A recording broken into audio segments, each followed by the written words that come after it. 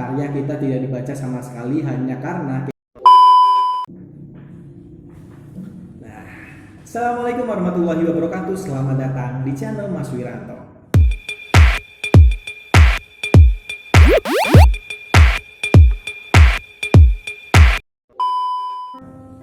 Nah, pada video kali ini aku akan berbagi tips bagaimana cara berhasil di lomba karya tulis ilmiah nasional. Sebelum kita lanjut videonya, silakan klik tombol subscribe dan nyalakan loncengnya.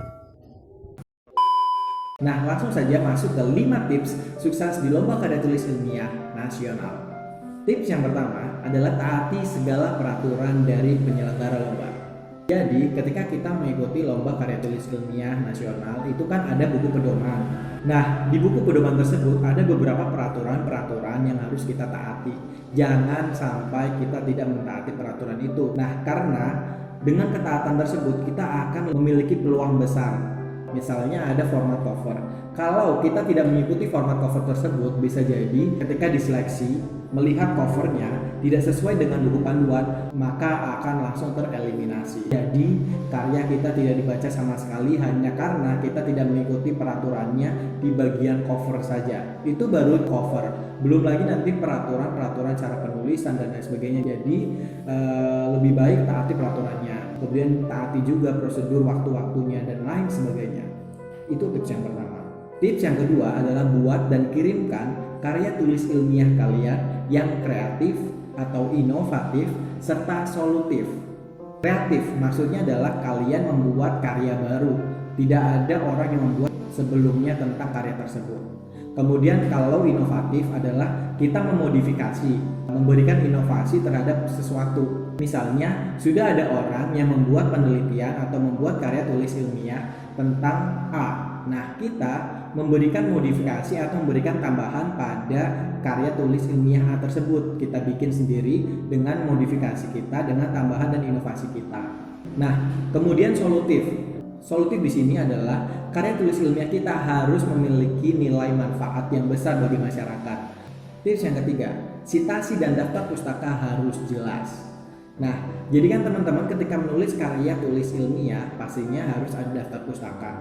Nah, selain daftar pustaka, teman-teman juga harus memperhatikan tentang citasi di badan karya tulis ilmiah kalian. Pastikan cara penulisannya benar dan segala citasi yang dicantumkan juga harus tercantum di daftar pustaka. Jadi harus ada keselarasan antara citasi dengan daftar pustaka. Tips yang keempat adalah presentasi yang menarik dan mudah dipahami.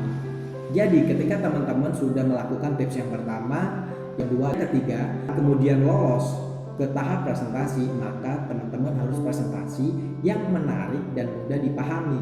Kenapa harus menarik? Karena dengan presentasi menarik, orang-orang akan lebih tertuju kepada presentasi kita.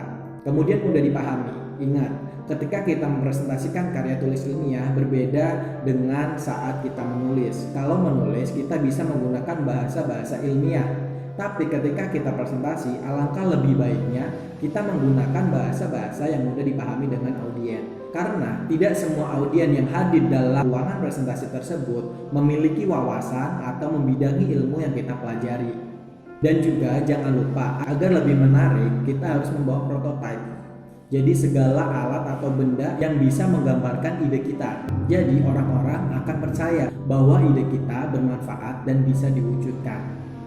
Nah, tips yang kelima atau yang terakhir adalah duit. Jadi memang semua tips tersebut kalau misalnya kita tidak disertai dengan duit maka sangat sia-sia. Nah, duit di sini bukan berarti uang, tapi doa, usaha, ikhtiar dan tawakal. Karena ketika kita sudah berusaha tapi tidak disertai dengan doa, maka akan sia-sia. Begitu juga sebaliknya, ketika kita sering berdoa tapi kita tidak berusaha dan berikhtiar, maka itu akan sia-sia. Makanya ketika kita berdoa, kita harus sertai dengan usaha dan ikhtiar.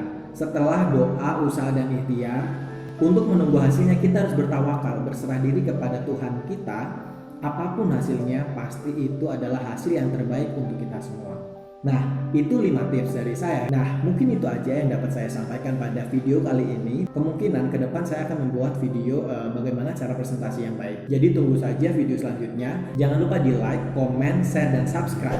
Serta nyalakan loncengnya agar teman-teman tidak ketinggalan dengan video-video saya selanjutnya.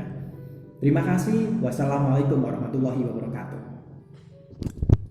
Terima kasih sudah menonton, semoga bermanfaat. Sampai jumpa.